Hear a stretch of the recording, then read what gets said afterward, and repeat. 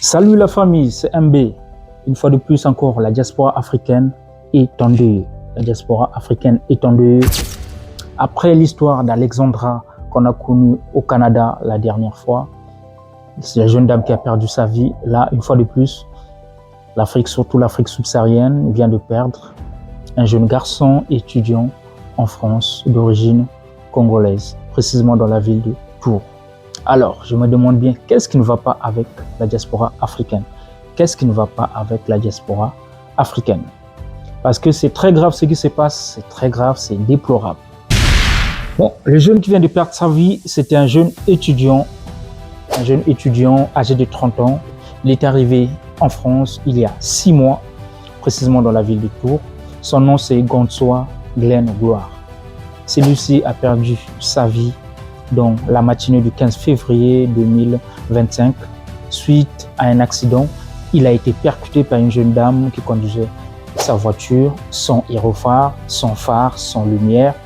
Et le jeune garçon, le jeune Congolais, était en trottinette.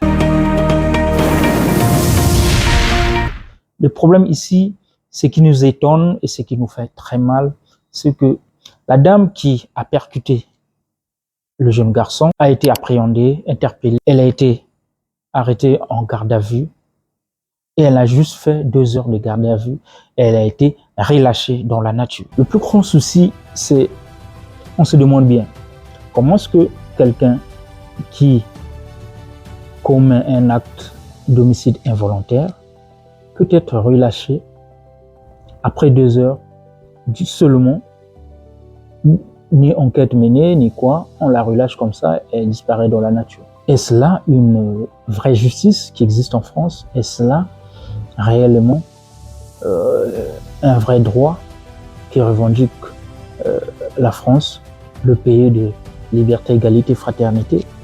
On se pose bien des questions. Après, ce qui fait très mal, c'est que la diaspora africaine ne dit mot.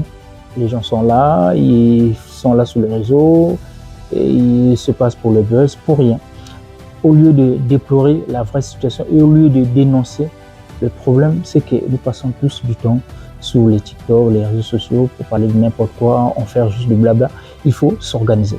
C'est la question qu'on se pose, qu'est-ce qui ne va pas avec la diaspora africaine? Déjà, avec la situation de Alexandra au Canada, il n'y a jamais eu justice. Une vraie justice n'a jamais été faite parce que jusqu'à aujourd'hui, il n'y a jamais eu de suite. Les cas similaires. En juillet 2024, 2 jeunes garçons ont été percutés. C'était dans la ville d'Aveyron, sur la route de Martiel.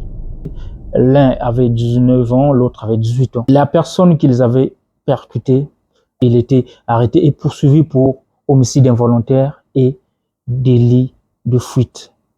C'est une circonstance aggravée. Un autre cas similaire, c'est en novembre 2024. Un homme, un cycliste très réputé dans la ville de Limoges, il était connu sous le nom de l'homme en bleu. Celui-ci a été percuté à Limoges par un homme âgé de 57 ans. Bien que celui qui avait commis cet acte d'homicide involontaire, le monsieur de 57 ans, s'est rendu à la police. Bien qu'il s'est rendu, écoutez bien qu'il s'est rendu à la police, malgré ça, celui-ci a été condamné pour homicide involontaire et circonstances aggravées de délit de fuite.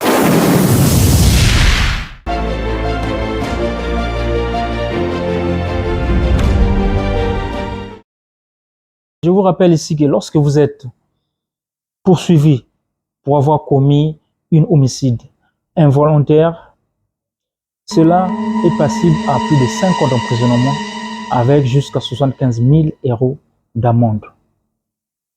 Je répète ici, selon le droit français, lorsque vous êtes poursuivi pour homicide involontaire, cela va de 2 ans jusqu'à 5 ans d'emprisonnement avec une amende de plus de 75 000 €. Maintenant, imaginez-vous un peu que si c'était l'inverse, que c'était Glenn Gloire qui avait percuté la jeune dame française qui était au volant. Croyez-vous que ça allait se passer de la sorte? On allait le relâcher, le dauphin ou le feu Glenboire, après 2 heures d'enquête, en disant que non, bon, on ne sait pas, voilà. Il y a une forme de négligence judiciaire parce qu'on s'est dit, bon, la personne, il n'y a aucune plainte, il n'y a aucune pression, bon, celle qui a fait cela, c'est quelqu'un, il est des nôtres, et c'est lui et qui est cadavre aujourd'hui, ou c'est lui qui n'est plus en vie aujourd'hui, bon, c'est quelqu'un qui vient de loin, voilà, ça, ils vont laisser passer, ils vont rien faire. Il y a une forme de négligence. Alors, la diaspora africaine, réveillons-nous, levons-nous, parlons, faisons de la pression afin que justice soit faite sur le cas de ce jeune garçon, Glenboire. Parce que si c'était l'inverse, croyez-moi que ça ne se passera pas de la sorte. Si c'était l'inverse, ça ne se passera pas de la sorte. Le droit français est clair là-dessus. La jeune dame ne peut pas être libérée dans la nature après 2 heures du temps. C'est infaisable, c'est impensable. Alors, qu'est-ce que vous en dites? Croyez-vous que si il y avait une forme de pression, s'il était quelqu'un d'ici, c'est-à-dire de même couleur que la dame qui l'a percuté, est-ce qu'il devait avoir cette négligence-là? Croyez-vous que si vraiment qu'il était quelqu'un, qu'il n'était pas de cette couleur que vous connaissez, qu'il n'était pas de même couleur que moi, est-ce qu'il devait avoir cette négligence de la part de la justice française? Dites-moi ce que vous en pensez, parce que c'est quand même déplorable, cette situation. C'est très déplorable. Et ça fait très mal.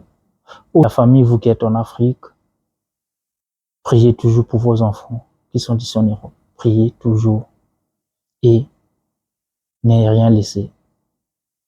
Je vous remercie.